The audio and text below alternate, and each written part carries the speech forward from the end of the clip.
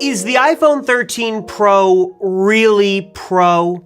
Or is there an opportunity here for Apple to make their high-end flagship Pro iPhones a little bit more professional? What would really make the iPhone 13 Pro in your opinion?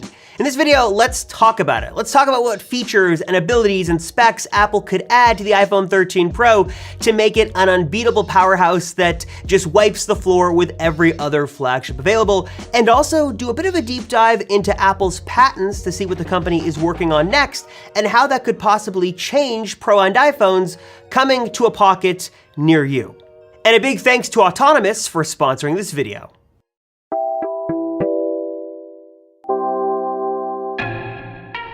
Obviously, there have been many rumors floating around about the iPhone 13 and iPhone 13 Pro launching in a couple of months this fall. But of course, rumors are just that. They're rumors, and you kind of have to take everything you hear with a major grain of salt. But if we kind of put that to the side for a minute and we expect the rumors to be at least somewhat close to the real deal, then there is a lot to get excited about with the iPhone 13 lineup, and the 13 Pro in particular looks to be a very compelling phone worth your money, and even quite the upgrade from a previous generation iPhone that you might have bought not too long ago. It's finally supposed to pack the 120Hz ProMotion display, a bigger battery, a smaller notch, improved camera system, and hopefully Touch ID makes its return with an under-display fingerprint reader. There is a lot to potentially get excited about with the iPhone 13 Pro, but with that being said, I kind of wanted to examine the question of professionalism with the iPhone 13, and specifically,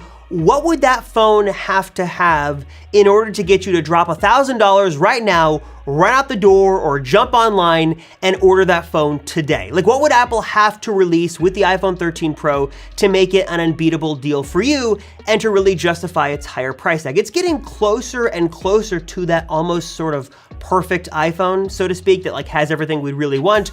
But what would take it the extra mile to really make it an unbeatable flagship that you just had to buy? Let's start with the obvious, because I think most of us are kind of thinking the same thing and kind of going along the same lines. First, let's just get rid of that notch. I think a $1,000 flagship iPhone that really is professional would do everything to get rid of the notch, whether that's thicker bezels like the iPad Pro, where Apple could kind of hide the Face ID components in the bezel, or whether that's under the display technology. The next move is, again, very obvious. It is getting rid of that Lightning port in favor of a port like USB-C, or specifically USB-C. And what's interesting about this move is that Apple kind of did this on the iPad Pro and explained their reasoning going from Lightning to USB-C for all the same reasons that make so much sense on the iPhone. You have access to better accessories, more professional accessories, docks and hubs, external drives, displays. USB-C is just kind of the standard, and it'd be nice to kind of have one cable and one port to sort of rule them all. And I think everyone would love to see this mass widespread adoption of USB-C finally come to the iPhone, though that's probably not going to happen. What looks more likely is that Apple drops the port altogether in an upcoming iPhone model, or they switch over to this rumored prototype MagSafe port on the bottom that we've seen in Apple patents, which honestly might not be kind of a bad middle ground. It'd kind of be a good compromise, because on one hand, you'd have access to a port, so if you needed to connect to do diagnostics or get files and photos and videos off of the phone, or even connect to like wired CarPlay, for example, you'd have that option. But when you didn't want to, you wouldn't have a port on the bottom to deal with at all, and you kind of have the portless iPhone experience. It'd also be cool if, just hypothetically, that MagSafe sort of port on the bottom could do special higher end things that we can't do with Lightning. So maybe it's faster data transfer speeds, kind of like Thunderbolt. That'd be super cool to see. Or you'd have sort of faster wired charging. I'm not sure how that exactly would work. I'm not going to get into technical specifics of it. But if there was some sort of real big benefit with going with that MagSafe port on the bottom, and it opened up a new realm of accessories and possibilities, I think many people, including professionals, would be really excited to see that and would definitely give it a try. There's also been some talk of Apple potentially going with a totally radically different design for their higher end Pro iPhones than what you have with the regular iPhones, like the mini and regular models. And right now they look pretty similar, though there are some differences with the build and stainless steel and stuff like that. But really they look a lot more similar and alike than they do different. But what if Apple was to change that? We saw some recent articles and some rumors about Apple potentially adopting a Mac Pro style design on an upcoming iPhone iPhone model. And could you imagine what an iPhone 13 Pro would look like with this crazy design? I actually don't hate it, and I think it looks kind of cool. Obviously, it'd be a little weird and strange to hold because there's all those sort of circular holes all around the phone, but it would be kind of cool. It definitely would give it a cool, unique look, and that aluminum should do wonders for the thermals inside of the iPhone as well. Maybe Apple could put some sort of, overclocked A chip inside that could get better performance, or you could have better battery life, or, there's a lot of cool reasons to go with some kind of aluminum chassis like that, and it definitely would make a lot of sense. Not only would it make the Pro-end iPhones look a little bit different than the regular models, but also we see Apple sort of starting to adopt this Pro-end design language on their higher-end devices. Obviously, the Mac Pro is the device that kind of kicked this off,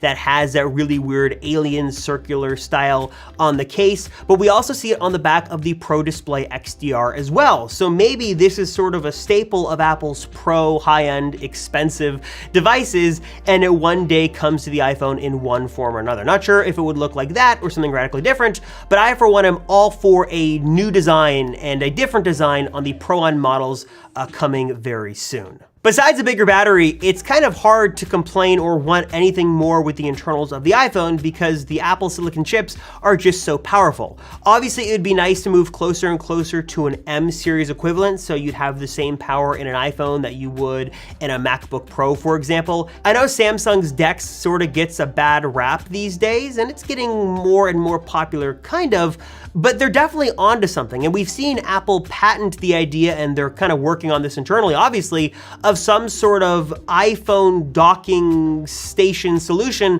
that would allow you to harness the power of an iPhone on a much bigger display and use it more like a traditional computer. Again, just a thought, not sure if Apple's gonna do it, but it would be really cool to see and would make the 13 Pro just a little bit more pro. And speaking of patents, I sort of did a little bit of a deep dive into iPhone patents for the past year to kind of see what Apple is working on and kind of where their mind is at on future Apple devices. And obviously, just because Apple patents something doesn't mean it's going to come to an iPhone or it's even going to come to fruition in any sense of the word. It could just be kind of an idea they just want to make sure that they have ownership of. But if we kind of look at these patents and kind of see where Apple's mind's at and what their train of thought is, it's kind of cool to see what could potentially be coming down the road in future iPhone models, because there's a lot of stuff to get excited about, and I noticed many common themes. Before we continue, I want to take a quick break and welcome you to my home office. The reason for the set change and the little peek behind the scenes is because I want to show you one of my favorite pieces of tech of all time, sitting right behind me right there. It is the autonomous Smart Desk 2. I spend many hours in this room every single day, from prepping and writing scripts to shooting B-roll to editing videos like this that you're seeing on the channel right now, and I am using the Smart Desk 2 by Autonomous every single day for many hours a day, and I love it. It has totally changed the way that I work. The Smart Desk 2 gives me everything I could want. It's got a strong and quiet motor, an ultra premium design that looks fantastic, a programmable keypad to easily switch between different heights,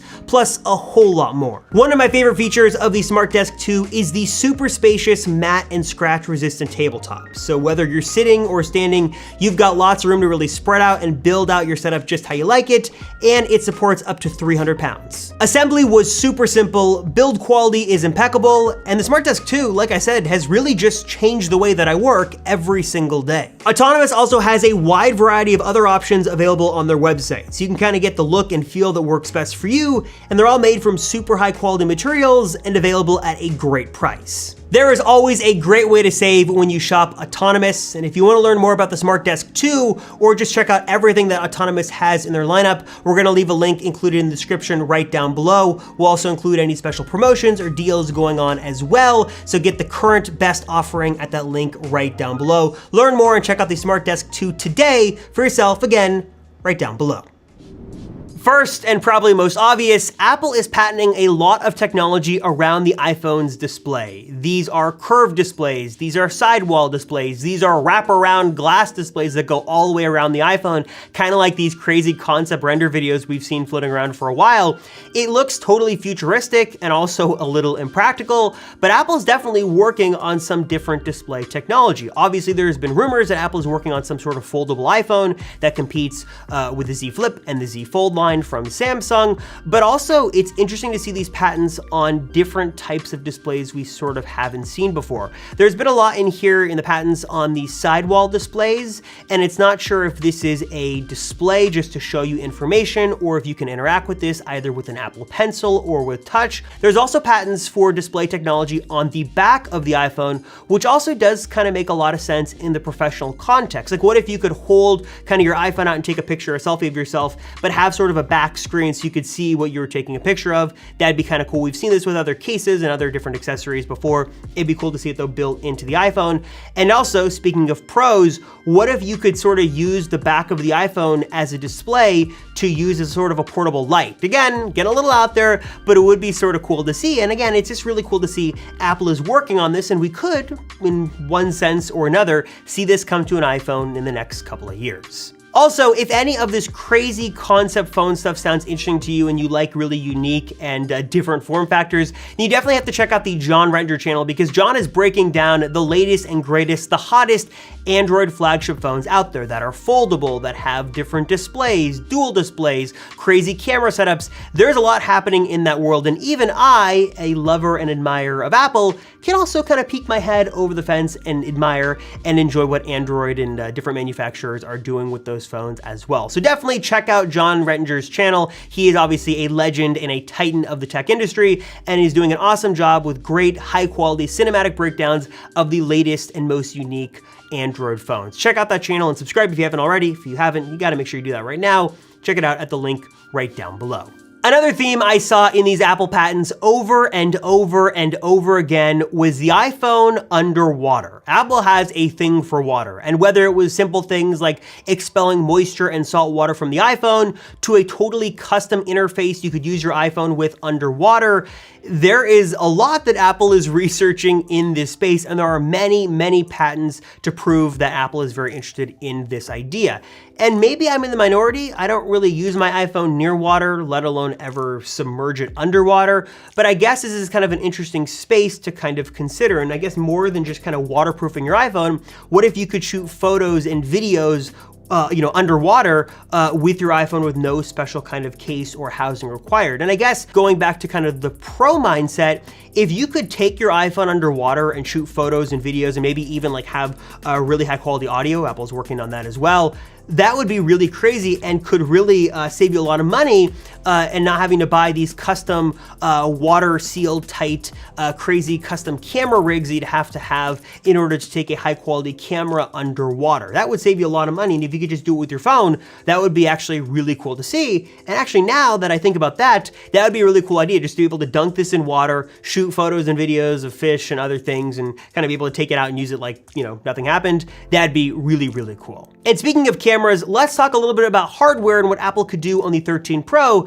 to make that camera system a little bit better and a little bit more versatile and professional. And honestly, Apple has never been known for having the craziest hardware or the most megapixels or the biggest sensor, but boy, do they know how to optimize what they have and get the very most out of it. They have an incredible camera system that is great for photo enthusiasts and is certainly leading the pack in terms of video, even when compared to Android phones. So there's really not much to gripe about with the iPhone's camera system, because Apple's doing a good job at making it increasingly better and more versatile. Smart HDR is obviously a staple of Apple devices, and I honestly really like the way that Smart HDR handles photo processing. Obviously, the addition of Pro RAW was a wonderful new feature to add to the Pro and iPhones this year as well. On the 13 Pro series, I'd love to see Apple take that a step further and bring RAW functionality over to the video on the iPhone. Hopefully this could be like ProRes RAW, which is very compatible, and you could basically shoot video on the iPhone, then bring it into an editor like Final Cut Pro, and then be able to adjust exposure, white balance, and lots of other settings,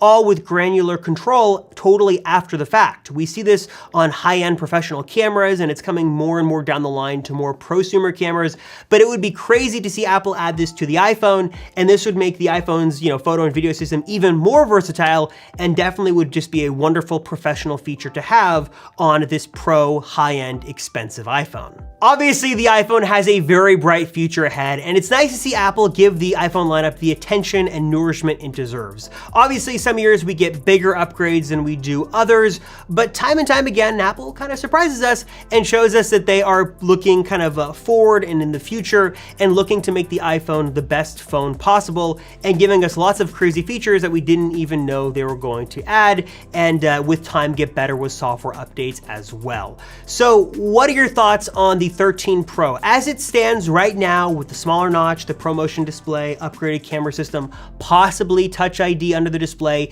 is that enough to get you to plop down $1,000 plus in order to get the higher end Pro iPhones? Does it make sense? Or what would Apple have to do in order to get you to do that? What would the iPhone Pro series have to have either with the 13 series or in the future in order to make it a professional, versatile phone, very much worth well over $1,000 of your hard-earned money? Let us know in the comments down below what would really make the iPhone 13 a real Pro phone. Anyways, thank you guys so much for watching. I'm Robert Roosevelt with the Apple Circle. Thank you so much. As always, I sincerely appreciate it, and I'll see you guys in the next one.